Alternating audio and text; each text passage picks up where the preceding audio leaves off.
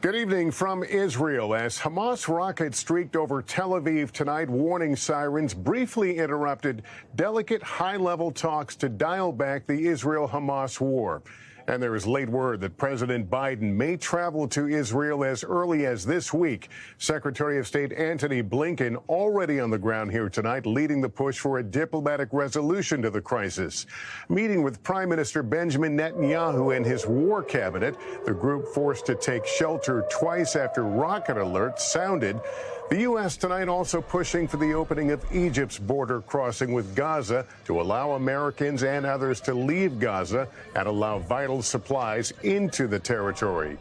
With Israel postured to wage a full-scale ground assault at any time in Gaza, Hamas has posted video of an Israeli woman it claims is one of the hostages it holds and says it is prepared to release non-Israeli hostages if conditions allow. In a moment, part of my conversation with the man who successfully negotiated a prisoner release with Hamas years ago. It's where we start tonight.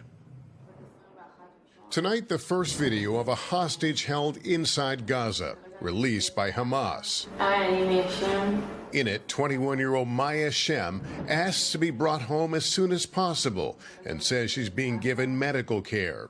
It's unclear if she's being forced to make the statement. Meanwhile, a Hamas leader says non-Israeli captives will be released from Gaza if conditions allow. Hamas is holding 199 hostages, according to the Israeli military. Gershon Baskin negotiated with Hamas to secure the high-profile release of Israeli soldier Gilad Shalit in 2011. He says he's been in contact with Hamas every day since the attack. What's the best approach to even open a dialogue with Hamas? The best approach is understanding that it can't be directly done by Israel. To start a dialogue with Hamas, we have to understand who can do it. And the ones who can do it are the countries that have influence over Hamas, which are Qatar, Turkey, and Egypt, and Iran. Baskin says there's a small window of opportunity to make a deal to release hostages. It's a matter of days, probably a week, before the Israeli ground forces go into Gaza. That's when the window for negotiation closes. But that means that hostages are sacrificed. It means that hostages are going to be tried to be freed, and they might be sacrificed. My sense of the pulse of the Israeli public right now, the government and the military, is that the primary objective today is to remove Hamas from its ability to govern. And that means that hostages may be sacrificed.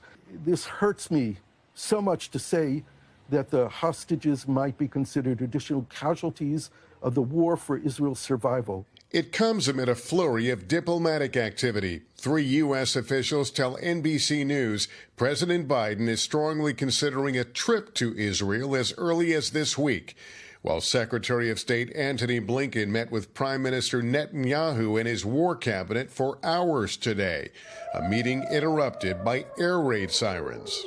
You know our deep commitment to Israel's right, indeed its obligation, to defend itself and to defend its people.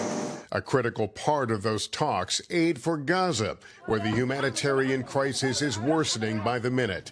Hospitals are in complete chaos. There is no power. With morgues full, ice cream trucks are now being used to store bodies, while trucks carrying supplies have not been allowed to enter Gaza. Just across the border sits the Israeli town of Sderot, now being evacuated ahead of a possible ground invasion. Here in Sderot, you can hear the constant whine of Israeli drones, presumably looking for targets.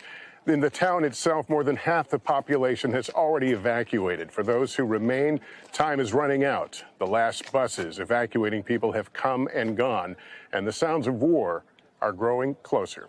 Moments later, we heard just how close. Well, we heard the sound of incoming shells. We moved into one of these public shelters with some other journalists here. Then, as we started to leave, another explosion.